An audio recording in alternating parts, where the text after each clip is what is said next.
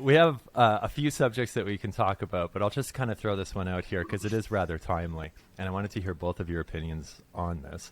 The dislike button is gone. Do either of you miss it yet? So I saw, like, because all these YouTubers came out and, like, just destroyed YouTube for that. You know, like MKBHD came out and all these people, and I literally have never used the dislike button in my whole life, and have never looked at it. Especially, like, they'll say, oh, it's bad if you are looking at a video and you want to see if the video's bad. I've never done that either. So I don't know. For me, it hasn't been a big loss, but I know people take the total opposite of that. When you use YouTube, do you give likes and dislikes when you're consuming YouTube? I only like and I never dislike. Is that just because you figure you would much rather just move on and not whatever and not leave a dislike? What is the reason that you don't leave a dislike? I guess I don't think of it. If I get to a video and I don't like it, I just immediately leave, and I don't even think to dislike it. Yeah, you just eject away from it. You're not. You're supposed to go into the comments. You're supposed to say, "I'm disappointed in this video, and I'm unsubscribing." Yeah, I encourage all other people to unsubscribe from this unoriginal dead channel. Yeah, I think we all know that it really gets our attention when that happens. Oh yeah, the best way to get a creator's attention. Shane, what about you? Do you have any thoughts on the dislike button? Is it a thing? I'm the same. I feel like when I was small and had 1,000 subscribers, every dislike like pierced my heart. But now, once you pass 10,000 subscribers, it just, it just happens. Yeah. So I've kind of always just seen it as an engagement point one way or another. A buddy of ours, actually, another YouTube creator here in San Diego, once said something that stuck with me, is that like his comment section is for his subscribers, not for him. And I thought that was an interesting way of looking at it. And so I've kind of absorbed a little bit of that. I still go into the comments and communicate, but I feel like it is more of a place for the viewers of videos to interact and give their thoughts back and forth, less so of it's meant to be something that I have to take on. I don't take on the burden of comments or likes or dislikes or anything like that. So I haven't really watched the likes, dislikes.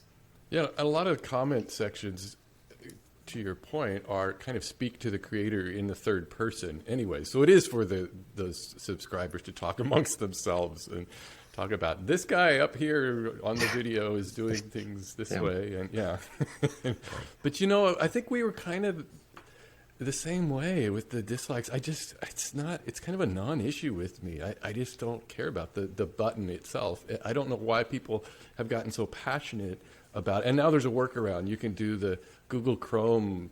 There's an extension out where it brings back the dislike. I mean, I guess if you're really, who is that thank invested goodness. in it? Yeah. Yeah. Well, I guess one thing I've wondered is if you're a YouTuber talking about YouTube or a bigger creator, it's a free guaranteed hit video to make a video on the dislike button.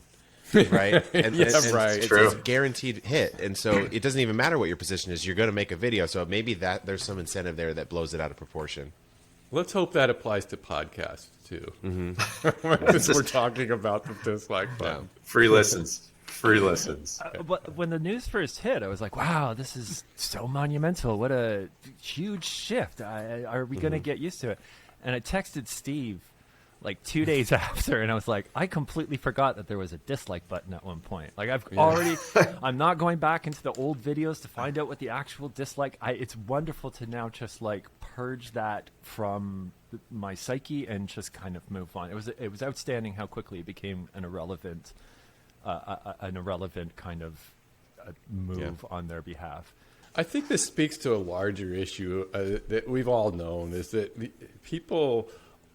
YouTubers and YouTube viewers are kind of slow to change. They don't like it when things change that they're familiar with, and this is just one of those things that a couple of months from now nobody's going to even be thinking about it. Yeah, it's there, but it disappears, and all of a sudden, hey, everybody's upset about it. Like, how much were we all using it? I don't think that much, but it gives you something to be passionate about. Were you guys all on the platform when they switched the comments to Google Plus? Remember that nightmare? Oh my god! Okay, so that was one that was actually well deserved. They got a whole bunch of bad press from that because they forced people and they tried to force the Google Plus down our throats. It's like it's the next huge platform.